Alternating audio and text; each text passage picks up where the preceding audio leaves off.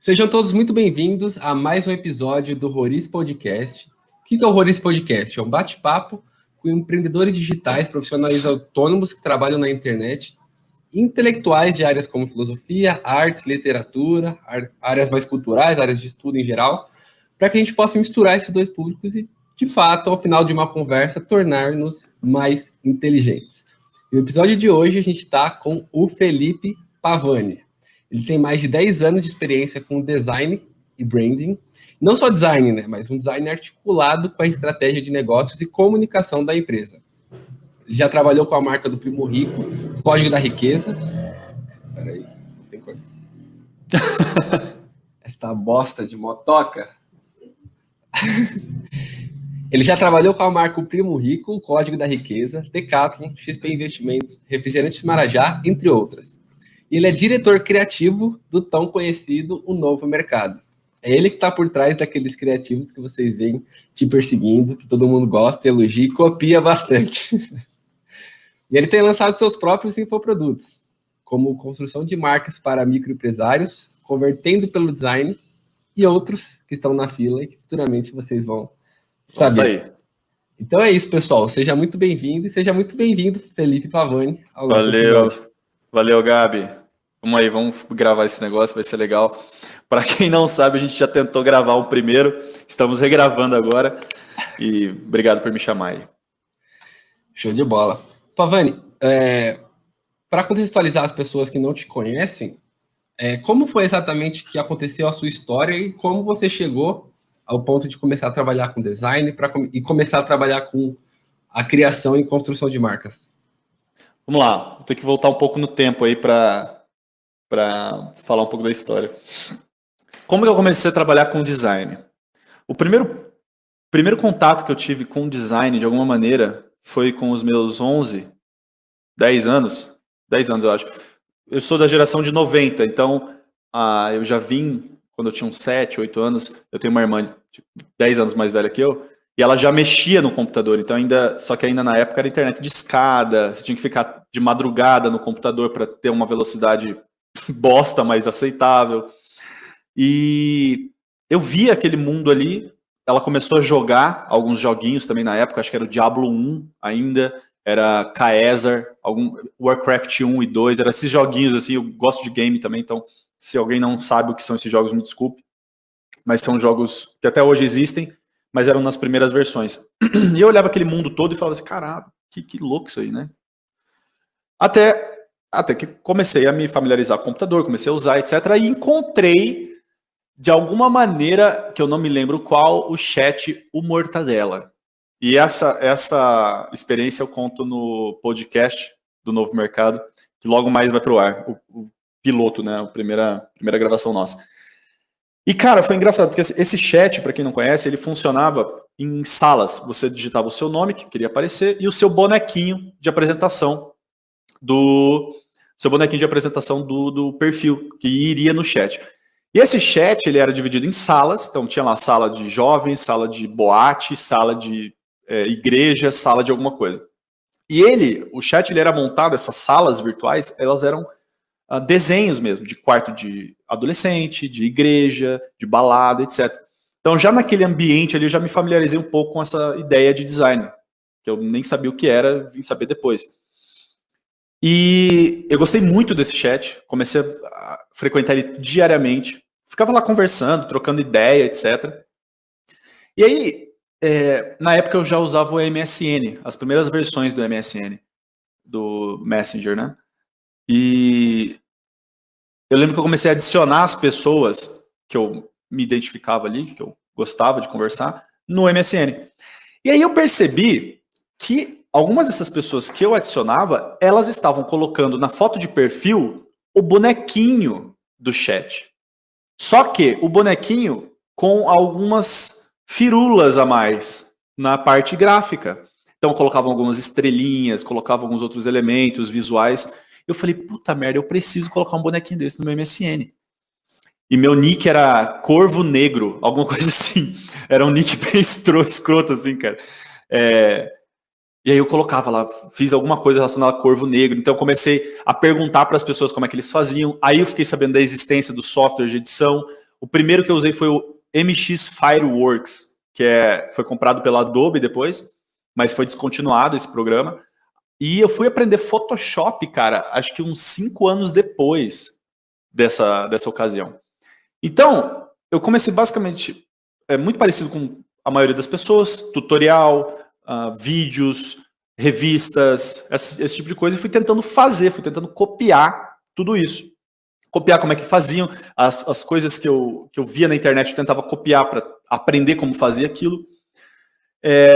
O YouTube começou a crescer muito também nessa época, então comecei a migrar de uma certa forma, só que ainda devagar, para o YouTube. Encontrei alguns cursos online que ensinavam a mexer na ferramenta, então comecei a me habituar muito melhor.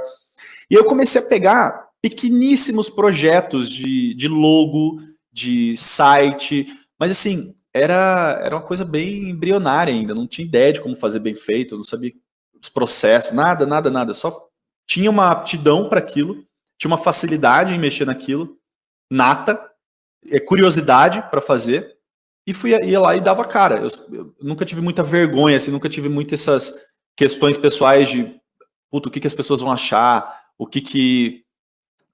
será que elas vão gostar do meu trabalho ou não. Cara, eu tava tentando fazer de alguma maneira. Até que quando eu tava com 17 anos, hoje eu tô com 27, quando eu tava com 16 anos, eu comecei a procurar algum emprego. Talvez tenha sido até antes, tá? Procurei algum emprego nessa área que mexia com essas coisas. Pô, mas quem que faz essas coisas, né? Eu descobri que agências de publicidade faziam esse tipo de trabalho. Eu falei, porra, então tem que ir para uma agência de publicidade, tem que tentar dar a cara. Fui para uma agência de publicidade muito pequena na época. Eu só sabia mexer com site, com layout de site. Nunca tinha feito outras coisas mais elaboradas, só alguns loginhos bonitinhos. E ali foi que eu, de fato, comecei a aprender como que funcionava esse universo, porque você tinha alguns tutores ali, outros diretores de arte que ficavam ali na agência. Então, foi assim que tudo começou. Já a minha predileção por marcas, criação de marcas, ela veio já mais tarde, com 22, 21 anos, eu acho.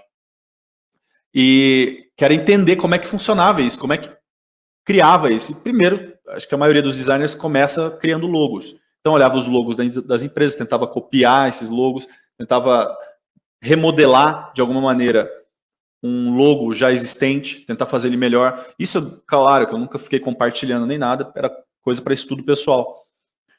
E sempre comprando livros, cara. Eu sempre fui muito adepto de comprar livros de design, de marca.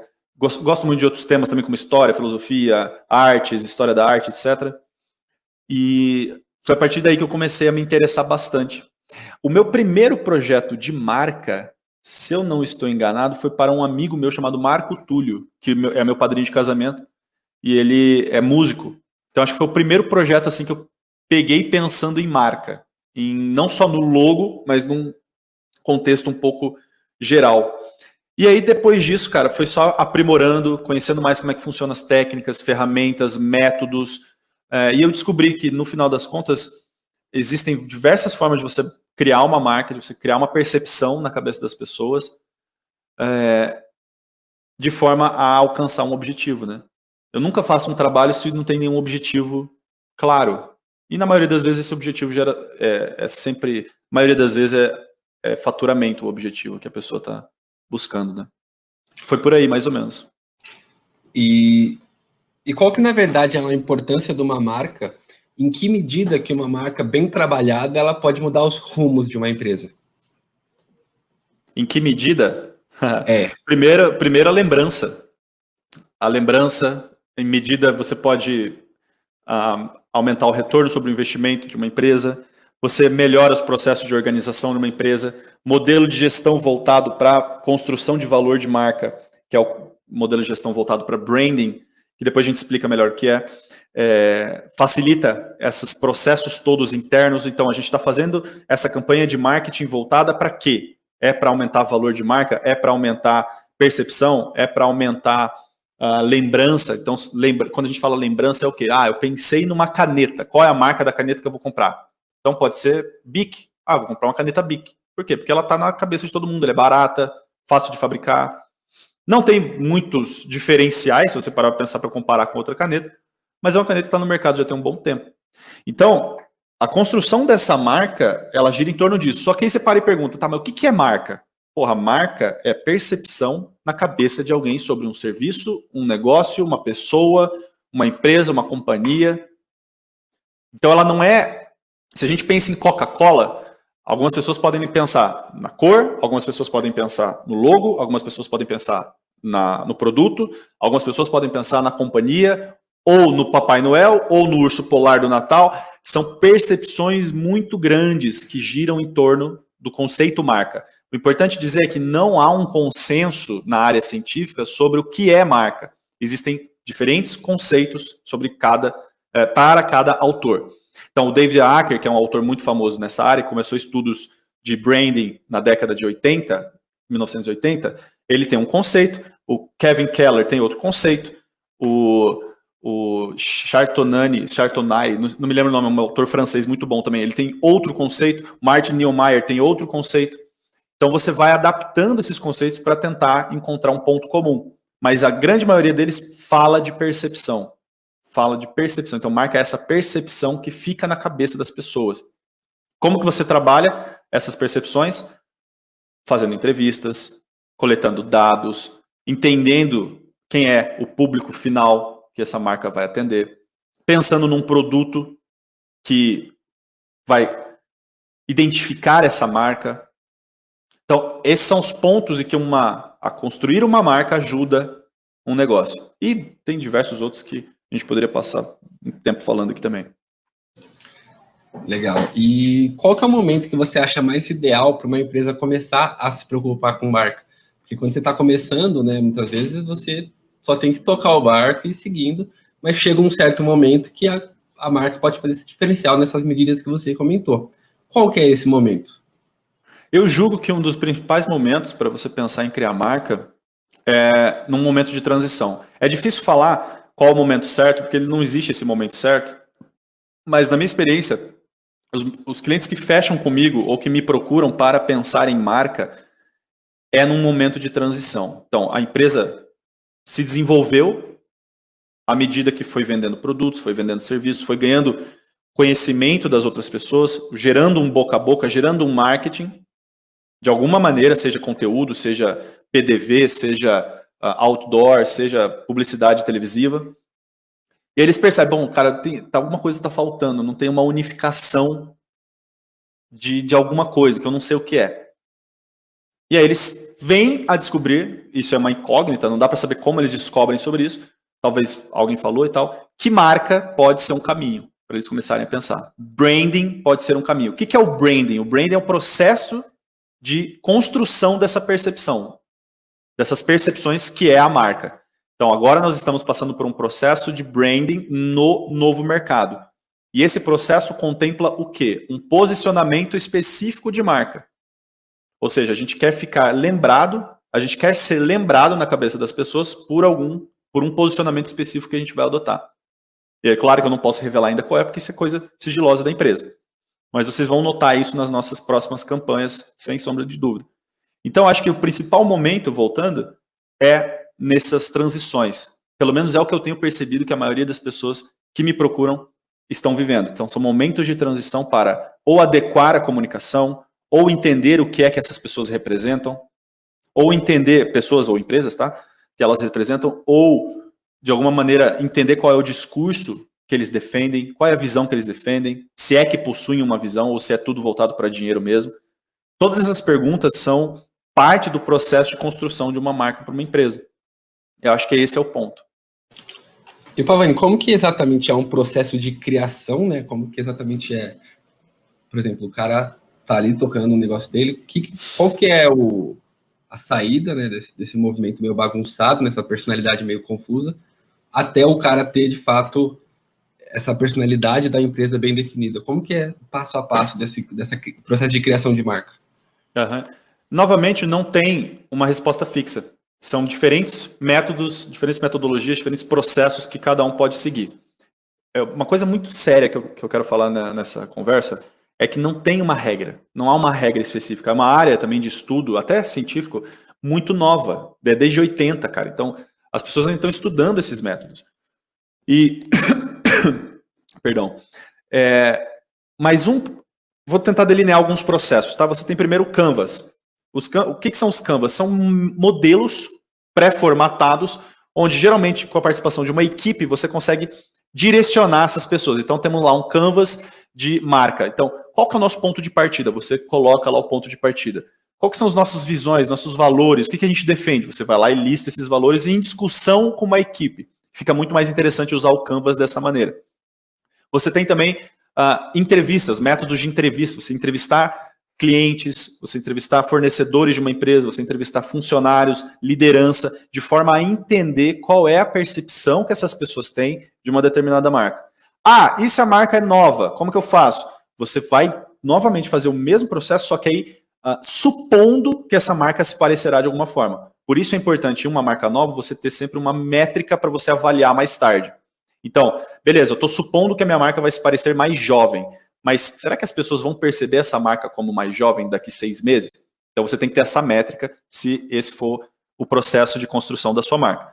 Tem prismas também que você pode utilizar. Prismas são modelos prontos, muito parecidos com Canvas, de alguns autores. Então, o Kevin Keller tem um prisma, o David Acker tem outro prisma, o Martin Neumeyer tem outro prisma, e são métodos. Poderia reduzir prismas para métodos, né? Poderia ser a mesma coisa. Que eles patenteiam. Então, são métodos patenteados, são marcas registradas, para eles poderem ensinar esses métodos através da experiência própria.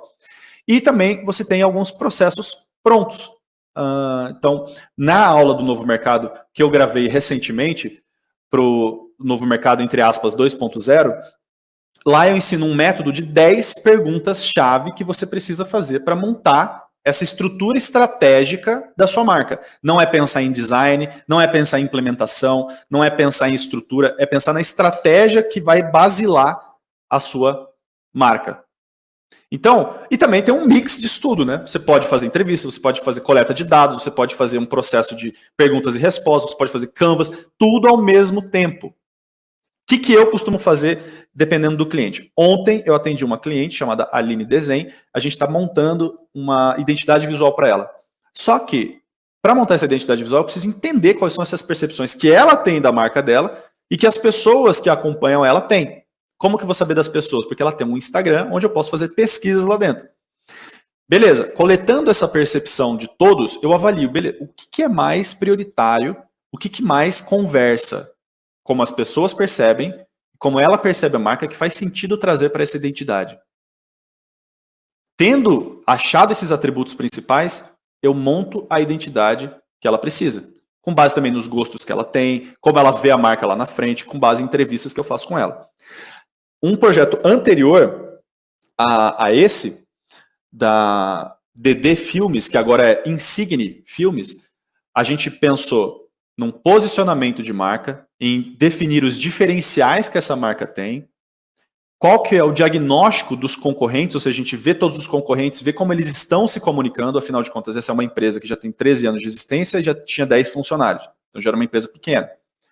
Então, muda a dinâmica, percebe? Se eu tenho só uma pessoa do outro lado como cliente, é uma dinâmica. Se eu tenho 10, 12 pessoas do outro lado, é outra dinâmica. Então, eu tenho que coletar as percepções de todas essas pessoas. Então, a gente fez entrevistas com os clientes deles, a gente fez entrevistas com fornecedores, a gente fez entrevistas com as equipes, com a liderança, com a equipe externa e interna, com o dono, para a gente perceber quais eram os principais atributos que precisavam ser comunicados nessa marca. E a gente separou alguns: exclusividade, luxo e alguma outra coisa que eu não lembro agora, para formar um novo símbolo que vai representar essa nova marca. Então a gente teve que fazer toda essa coleta para discussão interna, eu e o Daltro Coutinho, que é um outro profissional de marca também muito bom, que a gente fez junto, e a gente discutia isso internamente e depois levava para o cliente. Então a gente separou em algumas fases. A fase número 1 é o diagnóstico, o que é a empresa, o que ela se propõe, quais são as percepções, o que a concorrência faz. Aprovado o diagnóstico, a gente vai para um pré-posicionamento. Esse pré-posicionamento é a gente montar cenários possíveis com base nesses atributos para apresentarmos ao cliente. Ele aprovando um dos cenários, a gente aprofunda esse cenário. Então, é um cenário voltado para serviços mais valores. Então, a gente colocar os nossos serviços como diferencial, mais os valores que a gente carrega por trás para montar um cenário de comunicação dessa marca. Vamos supor que a gente pegou esse cenário e agora a gente está aprofundando, que é a terceira fase, esse cenário de posicionamento. Aprofundado e aprovado, a gente partiu para o naming, ou seja, a gente montou um novo nome da marca, que é a Insigne. Terminado o naming, a gente já consegue partir para a estratégia visual. E aí a estratégia visual ela se separa em alguns passos. Ao final da estratégia visual, a gente vai fazer o site, ainda não está terminado.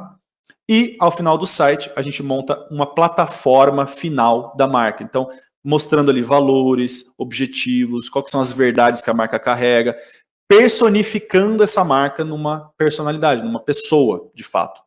Entendeu? Personificar numa pessoa é ótimo, né? E aí, a gente entrega o projeto.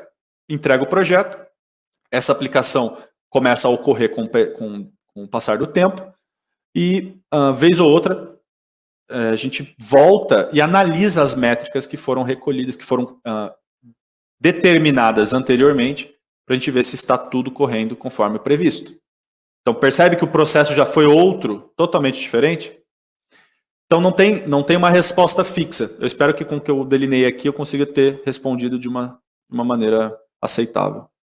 Sim, eu percebi, pelo que você comentou, que branding é uma forma, uma estratégia, né? Uma ação para você unificar o discurso do que as pessoas percebem, unificar a personalidade do que as pessoas percebem e do que as próprias pessoas internamente também percebem, né? Não é só uma coisa externa. Igual você comentou, tinha lá um grupo de pessoas, provavelmente devem haver também divergências ali de pensamentos, e esse processo de construção da marca faz de algum modo que aquelas pessoas também pensem a marca de uma forma só, né? Exatamente. Então, por exemplo, a gente, nesse exemplo que eu dei da Insigne, a gente montou grupos de 3 numa sala para que eles discutissem como que aquela marca se pareceria. Então a gente tem lá um exercício, personificação de marca. Se essa marca fosse uma pessoa, como ela seria? Alta, baixa, magra, gorda, loira, morena, whatever. E as pessoas em grupo discutem como elas acham que essa marca se parece. E essa discussão é essencial, porque aí você consegue montar esse grupo de discussão e ao mesmo tempo fazer com que essas pessoas discutam o que elas percebem, com base na experiência prévia. Então isso é muito interessante, porque aí depois, no final das contas, a gente pega coleta todas as respostas e, por final, a gente pergunta, tá, mas por que vocês acham isso? E esse porquê que revela muita coisa. Porque nessa resposta do porquê, a gente consegue coletar outras percepções que essas pessoas têm. E no final das contas, vira um calhamaço de material que depois a gente tem que separar e organizar todos esses pensamentos. É quase um exercício filosófico, né? É quase um exercício filosófico. Todo mundo repensando os motivos pelo qual aquela marca atua daquela forma, qual personalidade exatamente é. Então, às vezes, o resultado pode ter ganhos internos muito grandes, né? A própria empresa Exatamente. Pode começar a ter melhores resultados só por ter convergido no mesmo ponto. Putz, é verdade, nós somos, todo mundo percebendo, nós somos essa unidade aqui central. Né? Exatamente. E aí você ganha também um consenso maior da equipe, você consegue ter uma identidade própria. Sim. Você tem processos já montados, então isso vai facilitando muito, assim, cara. E claro, tem que ter uma abertura da cabeça do dono também para essa área. Não adianta nada o cara chegar para mim e falar assim, pô, eu queria contratar seu serviço, mas não acho que tá. Dane-se o seu processo, entendeu? Faz do jeito que eu tô te falando. Não é assim, não funciona assim. Convencer o cliente de que ele precisa de algo também é uma burrada. Tá? Nem sempre é um convencimento. No meu caso, eu gosto muito mais de trabalhar, se eu pudesse escolher só o tipo de cliente que foi esse da Insigne, que é o Dario Design, cara, seria a pessoa mais feliz do mundo. É um cliente maravilhoso, sabe o valor desse tipo de projeto, desse tipo de trabalho, e está vendo os frutos agora. Por mais que no início possa haver uma certa resistência, ainda mais com exercício, com dinâmica, com essa coisa toda, porque já vem uma carga cognitiva uma lembrança ruim dessas palavras, né? Ah, vamos fazer exercício, vamos fazer dinâmica. Ah, que coisa chata. Mas funciona, entendeu? Uhum. E quais são os principais erros que você vê as pessoas cometendo nesse processo de construção de marcas, né? O principal erro, cara, é você não conseguir coletar informações de todos os envolvidos. Ou às vezes erros em condução de pesquisa, erro em condução de organização de demanda, de dinâmica, tentar vender algo que não é necessário. A própria entrevista inicial com o cliente, quando ele chega até você, ou você chega até ele, e você percebe que o cara fala assim, pô, eu queria uma logomarca. Primeiro que o nome logomarca já é errado, por causa da etimologia da palavra. Logo significa marca, marca significa marca. Então, eu quero uma marca, tá errado. De se falar, é errado. Mas aí você começa a perguntar, tá, mas por que você acha que você precisa de um logo, de uma marca ou qualquer coisa assim? Ah, não, eu queria fazer um cartão de visita. Esse cara não precisa de uma marca. Esse cara precisa de um cartão de visita. Ele pode ir numa gráfica e pedir pro cara fazer um cartão de visita para ele. Percebe? Então, assim, logo no início da entrevista, da conversa, do prospect, você já consegue definir ou entender se a pessoa precisa ou não daquele serviço. Então, os principais erros acontecem aí, cara. Você tenta vender uma coisa num processo desse e acaba produzindo outra. Às vezes o cara só precisa de um logo bonito, de um logo legal, para colocar num cartão de novo, para colocar na rede social. Ele não precisa de uma marca de fato. Tem uma dúvida, igual você comentou, nem sempre a demanda que o cara tem corresponde à saúde dele, né? Ou seja, às vezes o cara tá precisando de um cartão de visita, mas o que ele precisa mesmo é de uma marca, por exemplo. Como que você lida com esse jogo do que o cara realmente precisa com o que ele tá querendo? Geralmente é o que ele quer mesmo, ponto final, ou tem que converger muito bem o que ele quer e o que de fato ele precisa para que você atinja esse resultado? Tudo pergunta, cara. Pergunta. Tem uma técnica que eu não sei, eu li isso em algum lugar, não me lembro quem foi o criador. Ele fala assim, tá, beleza, você quer isso. Por que você acha que você precisa disso? Ah, porque o meu concorrente tem. Tá, por que você acha que você precisa ser igual ao seu concorrente? E aí você vai indo no funil e vai entrando devagarzinho para até achar de fato o porquê daquilo. No final das contas, porque eu quero faturar mais. Ah, entendi. E quanto você acha que você quer faturar? Ah, eu quero faturar R$1 milhão. Aí já entra um pouco de negociação. Porra, se o cara quer faturar R$1 milhão e quer gastar R$1.000 para fazer a marca dele, tem um desbalanço, tem um desequilíbrio aí. Não faz o menor sentido. Se você quer faturar 1 milhão e quer construir uma marca com 1.000, você não vai conseguir fazer nada. Agora, se você quer faturar 1 milhão e quer construir uma marca que vale R$100 mil, por exemplo, você está gastando 10% da sua projeção futura, faz sentido você tentar investir nisso. Só que isso já é um outro papo de negociação. Mas o ponto é, você tem que conversar com a pessoa, entrevistar ela, perguntar, ouvir mais do que falar. E uma técnica muito simples para isso é você fazer o seguinte, você está aqui com seu caderninho, imagina que eu e o Gabriel aqui estejamos numa reunião, presta muita atenção no que a pessoa está falando e, para não ficar o tempo inteiro anotando tudo que ela fala, você anota as 3 últimas palavras, 4 últimas palavras. Anota as 4 últimas palavras e pergunta, tá, mas por que você acha que isso é assim? Ou, me fale mais sobre esses pontos. E você vai continuando a conversa e deixando ela falar. Quem mais faz perguntas numa conversa tem mais controle sobre a situação.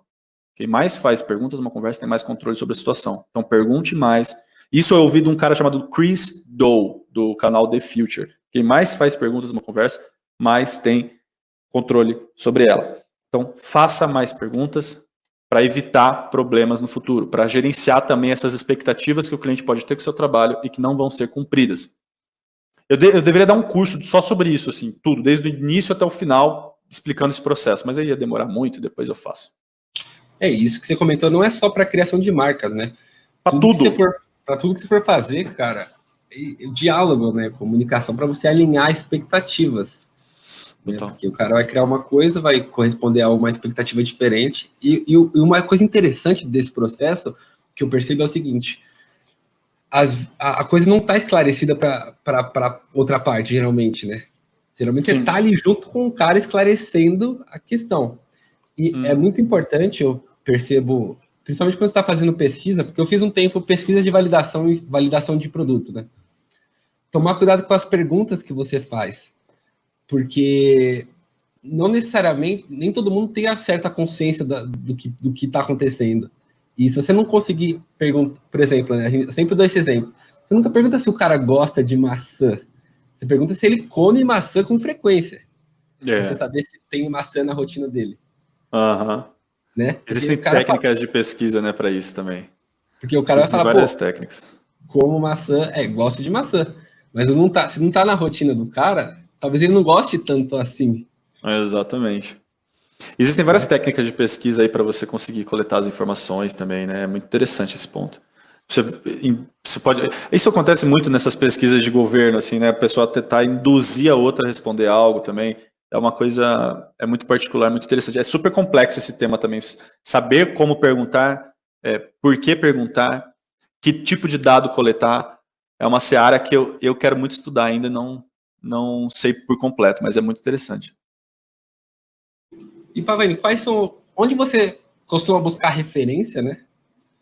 No momento de criação, e quais são suas principais referências como outras pessoas que trabalham com branding? Ó, onde eu costumo buscar e quem são as pessoas? Onde? Google. Google, Behance, que é uma plataforma para criativos.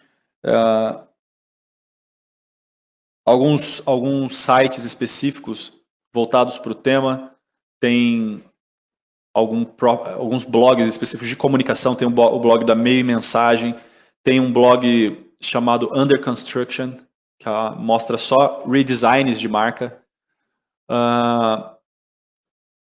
E notícias em geral do mercado que a gente está atuando.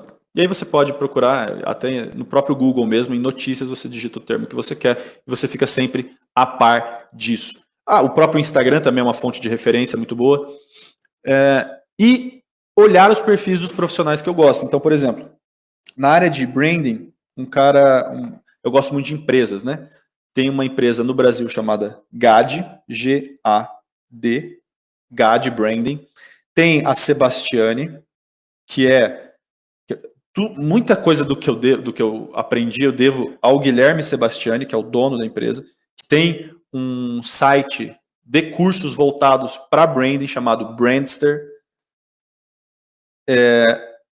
Aqui dentro do Brasil também tem empresas maiores como a Future Brand. Lá fora tem uma chamada Wolf Ollins, que criou a marca da Oi, a primeira marca da Oi, e o redesign da marca da Oi, da marca Oi.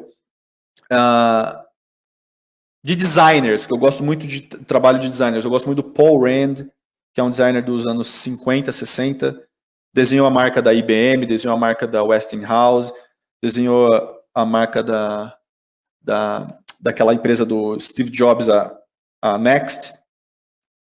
Gosto muito do Saul Bass. Depois posso te passar esses nomes todos, colocar isso de forma a ajudar as pessoas a procurarem. Designers brasileiros, eu gosto muito do Aloysio Magalhães, que já está morto já há décadas, do Alexandre Volner, do Silvio Medeiros, que é um cara vivo hoje e fantástico, assim, ele é um diretor de arte de alguma empresa de comunicação muito grande, é diretor criativo, eu acho, um cargo acima. E ele, cara, ele tem umas ideias assim, muito boas e é um aluno do Olavo. Então, cara, assim, tem 5 filhos, sobre Kurt Lewin, sobre uns caras assim do movimento político de esquerda. Cara, é um trem lindo, assim, o cara tem um conhecimento abominável. Abominável no bom sentido.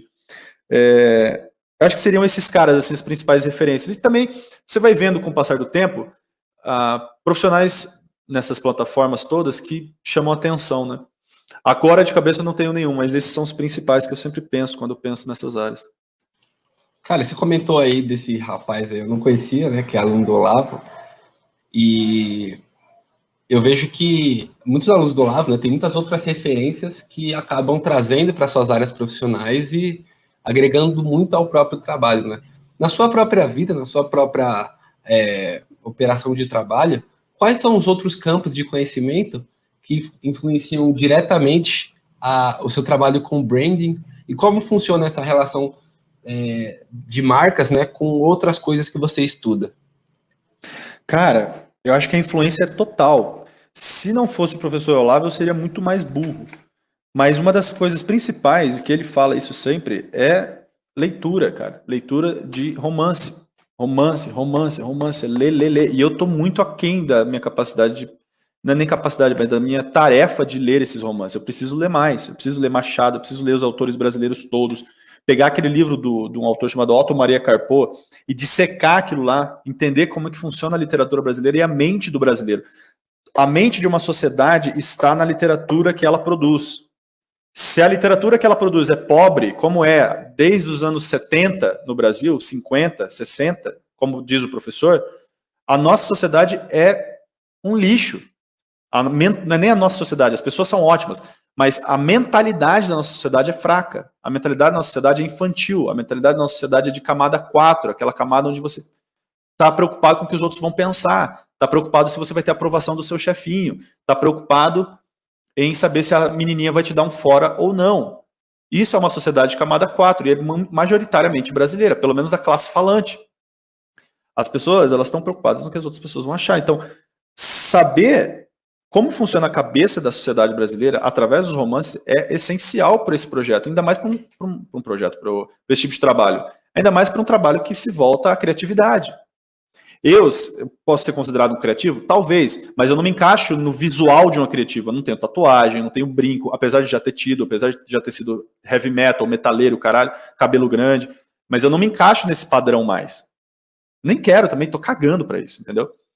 Mas você saber como funciona a cabeça de uma sociedade através da sua literatura, acho que é fundamental. Fundamental. E aí, como que isso agrega no meu trabalho? Bom, primeiro que expande meu horizonte de consciência. Gosto muito de filosofia, que foi através do professor Olavo que eu passei a gostar. Devo muito ao professor Olavo, tanto por essa parte da inteligência, de entender as outras coisas, entender como o mundo funciona. Ele cita uma história. Ele pega uma caneca, tipo um negócio desse aqui, ó. Mas era uma caneca até pequenininha. E o pai do amiguinho dele pergunta: "Você sabe de onde que veio isso aí?" Não. E aí o velho começa a destrinchar assim, todo o processo de construção daquele, acho que era um prato, alguma coisa assim, que eles estavam ali na hora. Aí você fala assim: caralho, eu não sei nada, velho. Caraca, eu sou um burro, sou burraço. E aí você fala: nossa, que eu faço agora? E você não sabe por onde você caminha. Você entra no Instagram, tem um monte de gente falando que é guru de tudo. Esse é o método perfeito. E não é. Pessoal, vocês precisam entender. Eu falo para você que está ouvindo esse podcast. Vocês precisam entender que não existe fórmula mágica para tudo. Existe tempo, maturação, experiência. Eu sou um cara super ansioso, cara. Eu quero as coisas prontas para ontem. Pô, se eu não controlar isso aí, como é que eu faço? Tô ferrado. Então, tudo isso, cara, filosofia, política, psicologia, tudo isso influencia muito no entendimento desse processo. E não só para a área de branding, não, para qualquer área, cara. Qualquer área. Então, eu acho que eu devo muito, sim, a todas essas outras áreas para complementar a que eu gosto. Não sei se eu respondi a sua pergunta. Ficou faltando alguma coisa? Acho que não, né? Não, respondeu sim, com certeza. Acho que é isso. Eu queria emendar uma outra pergunta que tem um pouco a ver, que é o seguinte: eu vejo que você faz uns criativos sempre muito bonitos. Seus criativos são muito referências, a turma do Novo Mercado gosta pra caramba, muita gente copia. Principalmente aquele lá do Mente Blindada, que estava no começo da época do coronavírus, deu super certo, a galera, todo mundo começou a colocar cara do Anonymous na moeda, na nota de R$1, na nota de real. E, cara, como você desenvolve esse senso de estética, né? Esse senso de conseguir com muita... Eu percebo que pessoas, por exemplo, o Nelson, né? Muita rapidez, consegue criar coisas muito bonitas, organizar os elementos e chegar num resultado bom. Porque às vezes eu vou, sei lá, fazer uma imagem para alguma coisa, como eu não trabalho diretamente com design, eu acho que, tipo assim, fica às vezes mais ou menos, mas nunca fica um resultado realmente, efetivamente bonito. Como que atinge esse senso de estética, como que refina, né, esse senso de estética? Através da experiência. Quanto mais você fizer, melhor você vai ficar. Quanto mais figurinhas você vê, mais facilmente você vai conseguir comunicar uma ideia. Quem dizia isso era Bertrand Russell, eu acho. Quanto mais figurinha você vê, ou algum outro autor, não lembro exatamente. Quanto mais figurinha você vê de situações, de narrativas, de outros projetos, mais hábil você vai ser em transmitir uma ideia.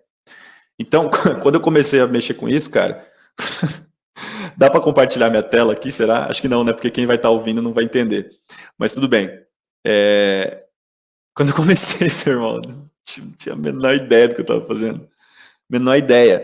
E eu só consegui aprender, primeiro, vendo outros profissionais e sendo guiado por alguém também. Então, eu chegava assim e falava, a pessoa falava, cara, por que você fez isso? Meu chefe, né, nas agências de publicidade, por que você fez isso? Eu falei, não, pô, tá bonitão, olha isso aí, cara. Aí ele falou assim, não tá bonitão, entendeu? Não tá bonitão. E aí ele falava o porquê que não estava bonitão.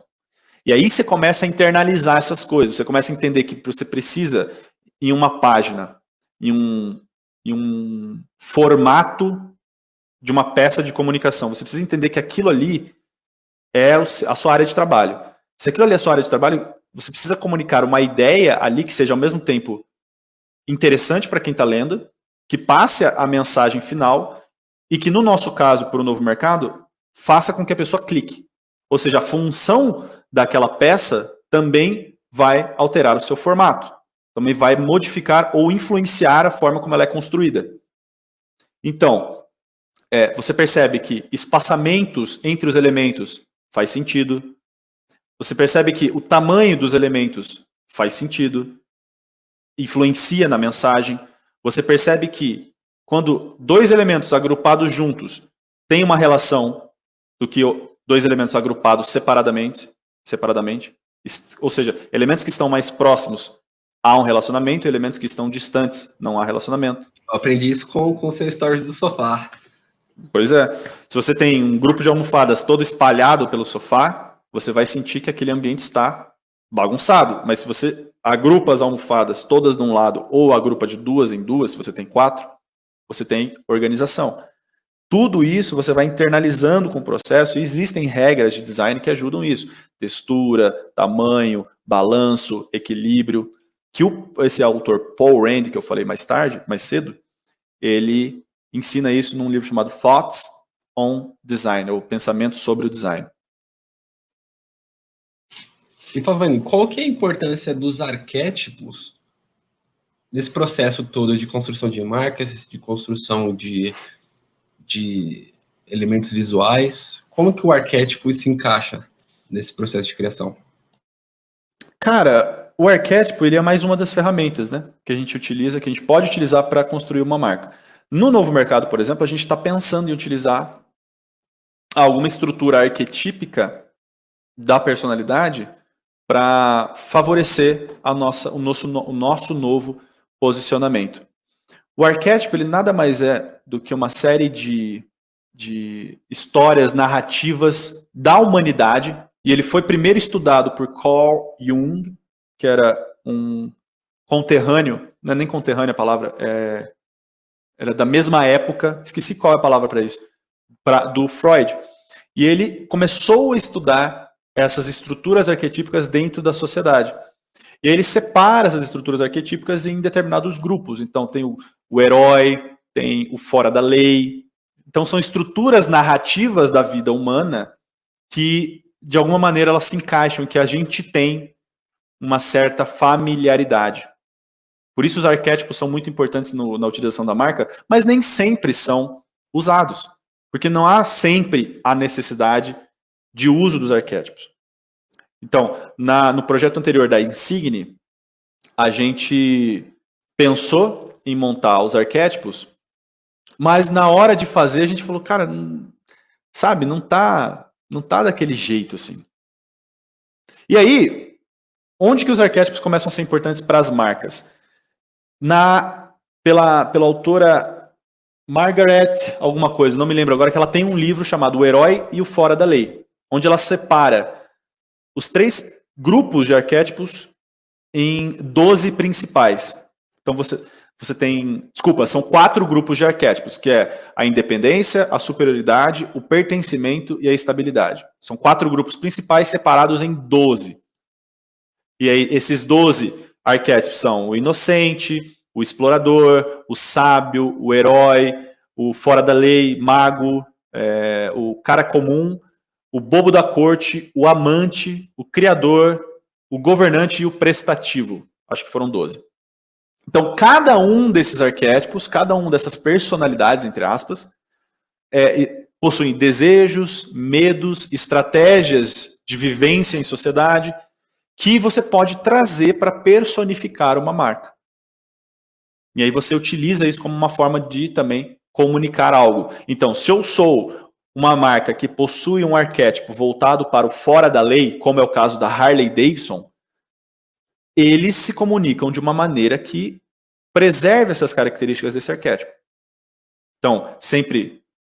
Hoje não tanto, né? Mas na época da campanha publicitária que fez com que eles se tornassem essa referência ao fora da lei, eles utilizavam homens barbudos, de gangues de motociclistas, que expressavam essa ideia sempre de jaqueta, meio tatuados, fortes, mostrando essa ogrice de ogro na comunicação, facilitando, então, porque hoje o que você vê? Você vê um monte de gente engomadinha utilizando a Harley Davidson para pagar de fora da lei nos finais de semana. É o que acontece.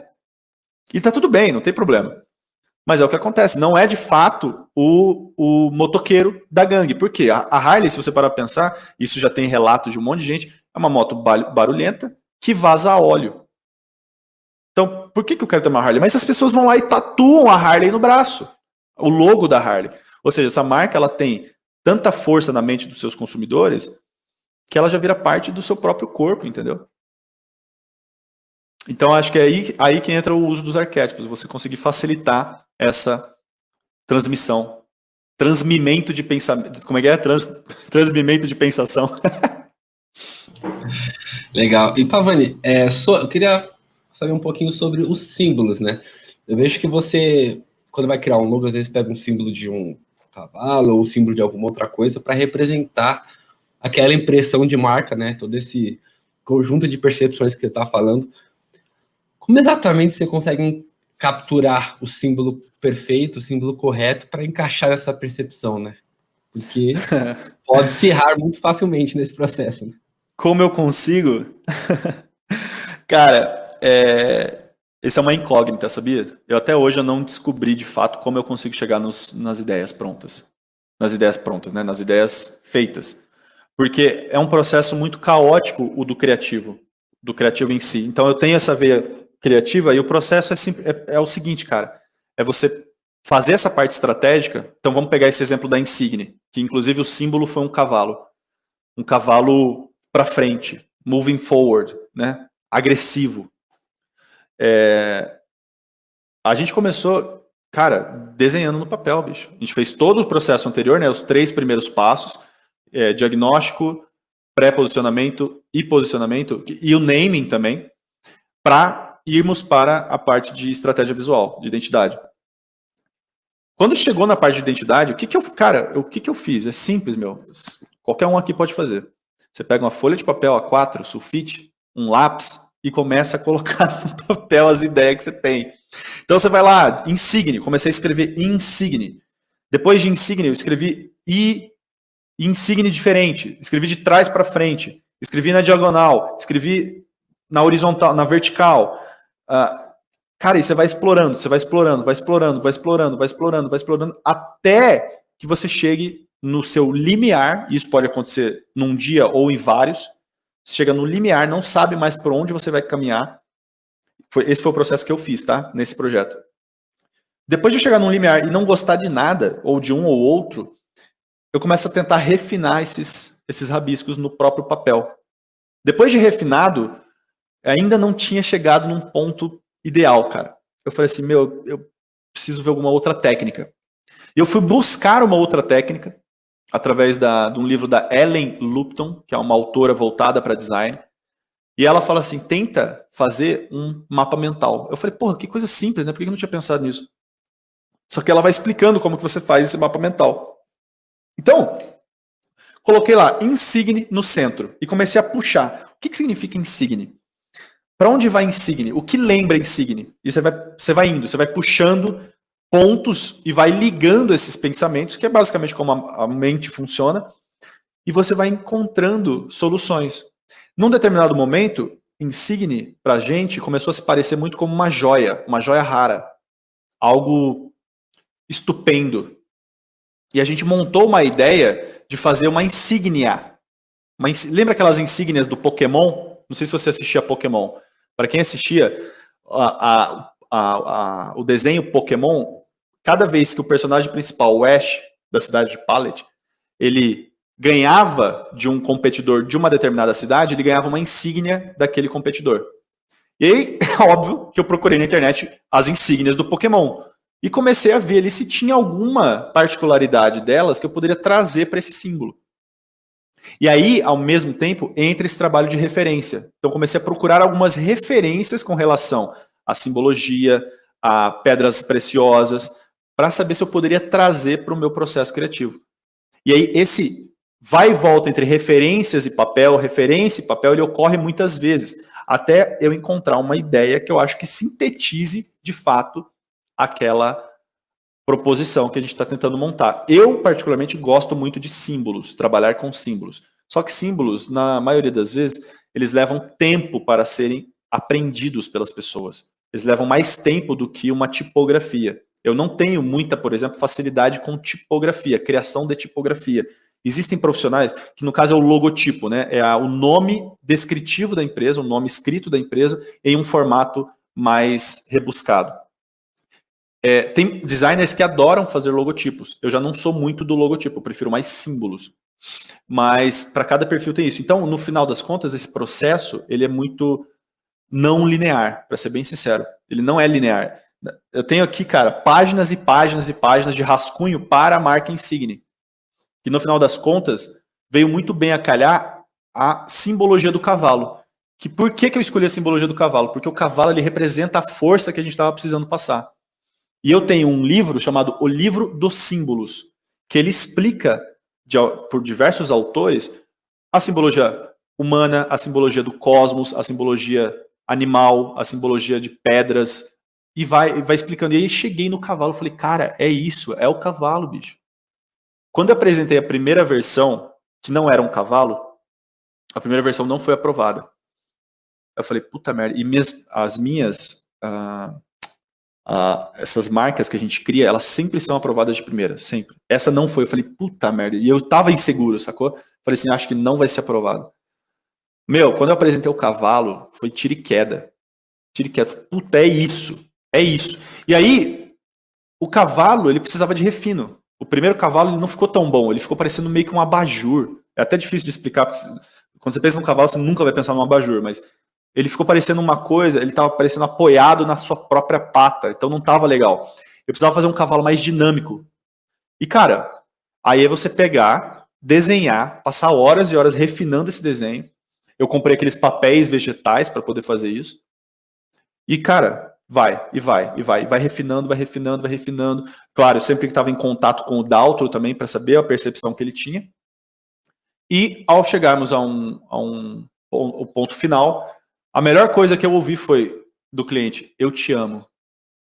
Ficou lindo. Eu falei assim, nossa. Ele me ligou em vídeo e falou assim, cara, eu te amo, vem cá pertinho. Eu falei, nossa. Ele amou mesmo. Ficou muito bom. E Pavani, pessoalmente para você, como que é lidar com a responsabilidade de criar marcas para essas empresas? Porque aquilo pode dar muito certo, mas também pode ser que dê muito errado, né, na impressão na cabeça das pessoas.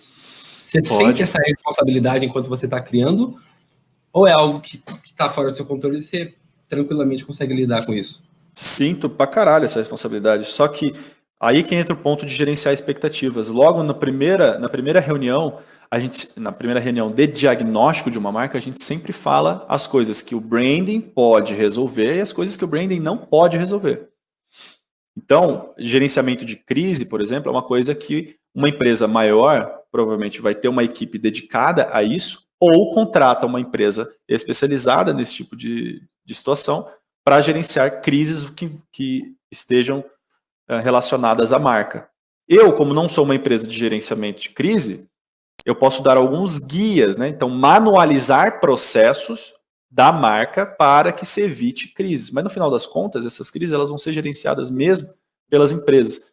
Então, é sempre importante, é claro que eu tenho essa responsabilidade, é claro que eu acho que se uma marca não der certo no mercado, vou ficar triste pra cacete, porque vai mostrar de uma certa maneira uma incapacidade, se é que pode ser interpretado assim, porém, sempre fica claro isso para o cliente. Ó, a gente não consegue dar seguimento com isso a partir desse escopo de projeto.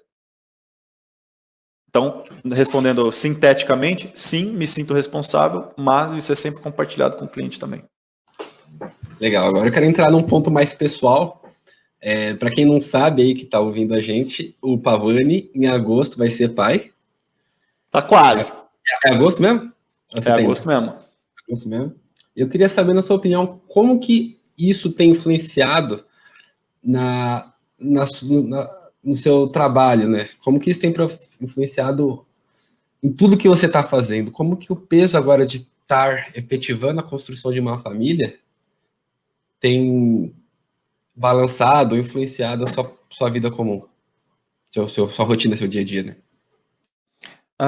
Saudade de ser solteiro. Não, tô zoando. Mentira. Tô muito bem assim agora.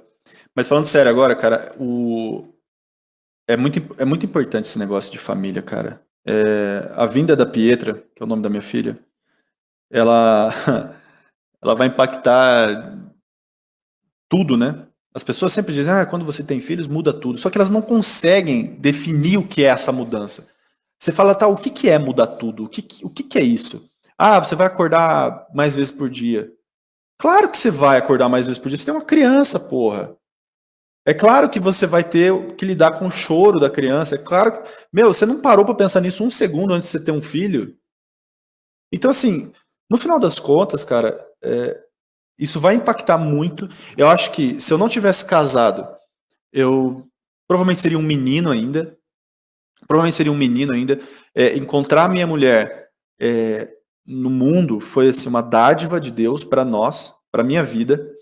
Ela me impulsionou a melhorar, ela me impulsionou a ir para frente, ela me impulsionou a dar um passo maior do que eu pretendia. E hoje a gente vai ter uma criança. E, cara, eu não vejo a hora de ser pai, cara. Eu não vejo a hora. Eu quero muito ser pai. Quero muito ser pai de uma criança, de uma menina. Quero muito fazer com que ela participe da minha vida, de alguma maneira, que ela chegue, dar um papel para ela rabiscar. E eu acho que isso tudo tem uma importância fundamental no sentido de que, cara, eu não posso mais deixar a peteca cair, entendeu? Não posso mais deixar a peteca cair. E para o homem, essa percepção que o homem tem de que só faz sentido quando você vê a criança, está fazendo muito mais sentido para mim. E todas as mensagens que meu pai falava para mim, você só vai entender quando você for pai, tá fazendo sentido agora, entendeu? Meu pai, para quem não sabe, meu pai faleceu recentemente devido a um câncer, linfoma de Hodgkin. Ele lutou durante 3 anos pelo câncer e faleceu na graça de Deus, limpo, curado, sem pecado, e foi se purificando com o processo. Foi um processo muito lindo, triste até hoje, evidentemente, faz um mês e pouquinho que meu pai faleceu. Mas uma coisa que ele falava e que faz muito sentido agora é sobre todos esses pontos. Ele nunca me dava muitas dicas, assim, falava assim, meu filho, você precisa parar de fazer isso, meu filho, você vai saber quando chegar a hora. Ele falava isso. Assim. Então, era de uma sabedoria filosófica popular, entende? Meu pai não saberia explicar com as nuances específicas de um filósofo como cada item da vida, como cada passagem da vida funciona. Mas no final da vida começou a fazer muito sentido para mim todas as coisas que ele falava. E ele me deixava essa lição assim, né? Quando você for pai, você vai entender. E cara, isso está fazendo tão sentido agora. E aí é óbvio que ao mesmo tempo você volta, né, para as suas experiências pessoais, de vida e tal, você percebe que algumas chateações que você pode ter causado na vida dos seus pais, como que isso vai te impactar lá na frente quando você vai ter um filho? Como que você vai lidar com essas chateações? Com a minha esposa, eu sempre não, mas vez ou outra a gente chega e pergunta assim, beleza, como é que a gente vai reagir quando a Pietra começar a chorar num shopping, por exemplo? Como que a gente vai reagir quando a nossa filha mostrar língua, ou fazer alguma coisa de falta de educação e tal. A gente não acha que isso vai acontecer, porque a gente quer preservar muito a educação da nossa criança, mas a gente discute essas coisas. Então, cara, saber discutir todos esses processos, esses pontos, as inseguranças, os medos, as vontades com o seu parceiro, cara, isso é essencial. Isso é uma das coisas que eu mais faço com a Natália, com a minha esposa. Sempre, quando eu tinha alguma insegurança, sempre é demais, né? Mas quando eu tinha alguma insegurança com relação a casamento, a filhos, eu compartilhava com ela. Porque, porra, eu também sou um humano e eu vejo que o maior problema dos casais é não comunicar as coisas claramente. Eu vejo a minha volta, eu vejo as pessoas casadas e falo assim, puta, eu não sei me comunicar com minha esposa, não sei me comunicar com meu esposo. Aí você vê no Instagram do nosso amigo Ícaro de Carvalho, quantas pessoas não chegam nele nas perguntas e falam assim, putz, meu marido é daqueles que ficam jogando. Pô, você só descobriu que ele era assim agora, caralho, você casou com ele, porra! Como que você só descobriu isso agora? Eu era um trapo antes da minha mulher me conhecer. Antes da minha mulher... Fumava maconha, bebia pra caralho, saía pra noite todo final de semana. Como que a minha mulher conseguiu escolher um retardado igual eu e me dar jeito? Não sei, cara. Porque óbvio que eu sei. Eu acho que foi Deus. Porém, eu não consigo te convencer disso. Entendeu? Isso é uma questão de fé também. Eu não quero te convencer aqui de que Deus agiu na minha vida. Mas eu acho que agiu e está agindo até hoje. Então, eu acho que tudo isso passa pela cabeça quando a gente pensa em ter filho, quando com essa situação da Pietra vindo. Tô ansioso, mas também é muito separado as minhas atividades dentro da casa, dentro da minha família e as atividades da Natália, da minha esposa. Então, acho que isso facilita muito também e tira um peso disso tudo, né? Sim, eu acredito que hoje, né, como você tem muito contato com outras pessoas também que têm pais, e tem algumas referências muito boas, como o próprio Ícaro, né? Acho que, então, de certo modo, você encontra algum conforto dessa situação toda, né? Acredito que o Eduardo, daqui a um tempo, provavelmente também vai se tornar pai, que foi uma das metas que ele colocou lá no stories dele. Então, acho que você está muito bem acompanhado essa jornada aí, o pessoal do Novo Mercado, onde eu espero conhecer todo mundo mais especificamente, assim como eu te conheço, e eu sei que essa turma aí é muito boa e você tá em bons lençóis. Eu não vejo. Minha filha vai virar mascote do Novo Mercado, vai ver só. Com certeza. Vai E ficar... Pavani, o que você espera para sua carreira profissional, para sua vida e para os próximos 3 anos, digamos assim, que é o tempo que dá para a gente poder visualizar? Cara, para os próximos 3, eu espero já estar morando em Santos, se é que isso vai acontecer ou não. Eu acho muito provável que aconteça. Eu espero que o Novo Mercado alcance um patamar onde as pessoas assinarão pela força da marca e não pela força do Ícaro. Isso já é, inclusive, discutido internamente. A gente quer que as pessoas assinem para saber ou aprender o novo mercado. E não porque o Ícaro está lá. Então, essa é uma meta que eu tenho profissional, fortalecer essa marca a ponto de as pessoas entrarem sem saber quem é a diretoria, por exemplo. E eu acho que isso está muito atrelado à minha vida profissional como Pavani, como marca Pavani, porque eu acho que eu fazendo um trabalho excelente no novo mercado só vai me trazer bons frutos. Então, daqui 3 anos eu espero muito que isso esteja bem consolidado. Bem consolidado, eu acho que é muito possível. A gente já vai ter atingido uma meta de alunos alta e é bem provável que isso aconteça. Acho que esse é o meu objetivo principal em 3 anos. Para frente, eu quero muito ser lembrado pela excelente qualidade dos meus projetos. Quero muito ser lembrado como uma referência, quero me tornar uma referência nessa área. Por que eu quero me tornar uma referência nessa área? Porque é isso que eu gosto de fazer. Porque é isso que eu me propus a fazer. Cheguei num ponto da minha vida, quando eu tinha uns 20 anos, que eu coloquei uma lista das 3 principais coisas que eu queria fazer na minha vida. Música, que na época eu toco bateria até hoje, mas tocava recorrentemente. Então, quero viver de música. Depois, design, e aí o design entra marcas, entra publicidade, entra uma série de outros pontos. E vida intelectual, que eu estava muito focado em estudar sobre filosofia, política, etc. qual dessas 3 áreas que eu vou seguir para o resto da minha vida? Será que dá para acoplar todas elas? Percebi após 7 anos que dá. Porém, o meu foco principal é isso aqui que eu estou fazendo. São os projetos, são novos clientes, é fazer um networking com pessoas que eu considero relevantes, é falar aquilo que eu vejo na realidade, é não ficar fazendo pose como pessoa, ficar fingindo ser alguém que eu não sou, é falar não sei quando eu não sei mesmo, não é ficar fingindo que eu sei algo que eu não sei. Acho que essas são as metas. E no final das contas, poder fazer sempre um bom trabalho, poder ajudar meus clientes a atingirem os objetivos que eles se propõem de forma a conseguir trazer uma boa situação para eles. Ajudar de fato. No final das contas, eu quero muito poder ser parceiro de todos os clientes que eu atendo. Ser parceiro deles, no negócio deles, ajudar eles de alguma maneira, com aquilo que eu sei, com aquilo que eu estudei. Não tenho grandes pretensões assim, de montar impérios. Nossa, quero... Não, cara. Minha pretensão é saber aquilo que eu sei fazer, saber muito bem sabido, estudar sempre me atualizar.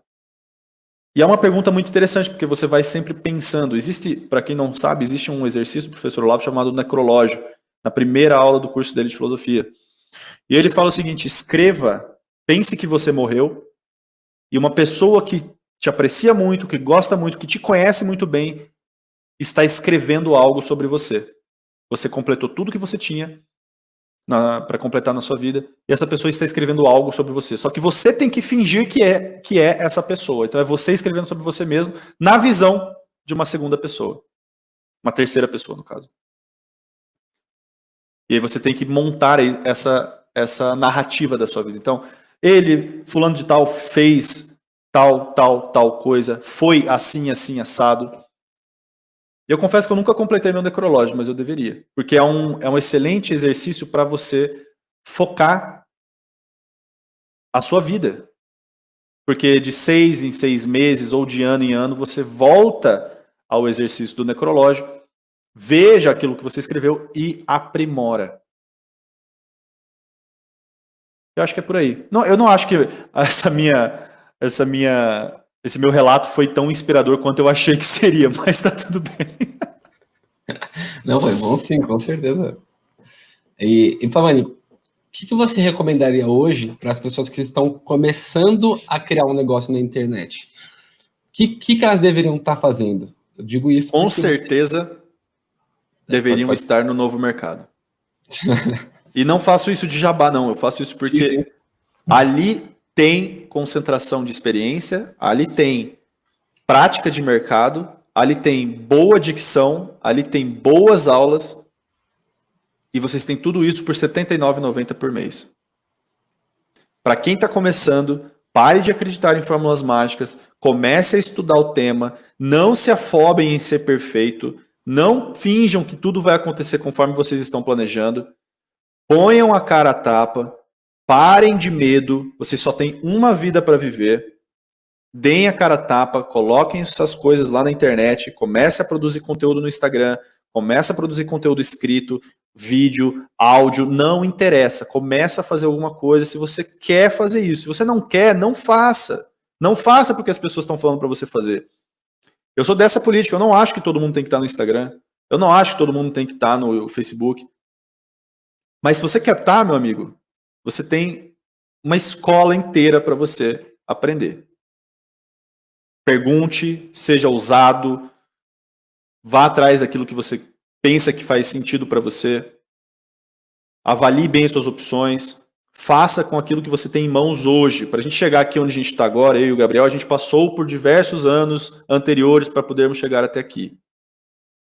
Tá? Não se compare tanto assim com quem está lá no topo já. Pare com essa comparação besta. Vocês têm histórias diferentes, personalidades diferentes, formas de ver o mundo diferentes. É isso. Bom, fechamos então com chave de ouro. Pavani, muitíssimo obrigado, cara, por esse bate-papo. Foi para mim, pessoalmente, extremamente inspirador, extremamente rico de conteúdo. Muitas noções que eu não tinha sobre marcas, agora eu tenho, sobre negócio na internet, sobre vida pessoal, sobre essa relação de marcas com outros assuntos da própria vida, né? De outros estudos. Cara, muito obrigado. Eu que agradeço o convite. Um forte abraço para você e para todos que estão ouvindo. É isso aí, pessoal. E se vocês curtiram esse podcast, vocês aprenderam alguma coisa assim como eu, deixem nos comentários e também avise outros convidados que vocês querem que eu traga nesse programa. Então é isso. Um grande abraço e até breve. Valeu! Para não ter chance de Beleza. ninguém perder o áudio agora. Vamos ver aqui, peraí.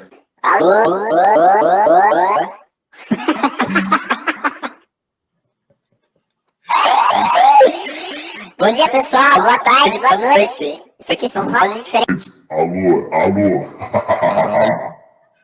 Da hora, hein, mano? Tô brincando. Vamos lá. Alô!